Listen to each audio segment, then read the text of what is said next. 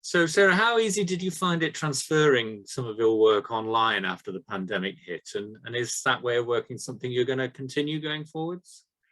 It was fascinating, actually. I was lucky that I'm one of the creative directors of Animate's Orchestra, and they were the first ones to get in touch and say, look, I think we should do something because the young people are stuck at home, they're not being able to play together.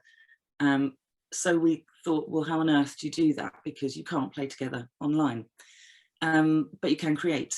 And it turned out to have some fantastic side effects. So sharing a screen with a group, you can introduce, obviously with screen sharing, I could take them to a working score in a Sibelius file, and we could discuss voicings. I could open Pro Tools and show them, what we were doing. If the conversation went in a certain direction, which it always does when you're creating things, and someone said, oh, well, that's a bit like, or how about, or have you seen, you can just YouTube it and bring it up. So it was really interesting, and lots of pluses that I do hope will carry on. Also the accessibility. I did some projects for various different people, Opera North, and we had people from Devon to Scotland who wouldn't have met each other, and we created a song together. It was joyful, and I think that relationship is now continuing, which is great. And also people with access issues. We don't have to find a venue, there's no funding required. If people with transport issues or caring responsibilities, it just makes it much more accessible. And I do hope that that is at the back of people's minds, that we don't switch to, we all need to be in a room together. And there's a lot of background work that can happen, and more intensive work that can happen, really, deepening the understanding of the music that you're looking at, or the whatever the inspiration is.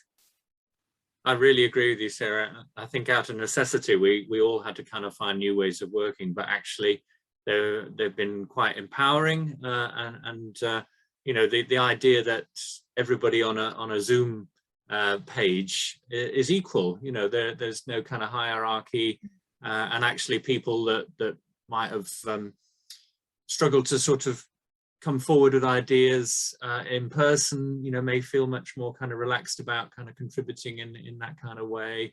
And I've just been fascinated by the way that music leaders, composers like yourself have just been so resourceful about finding new ways of kind of collaborating online.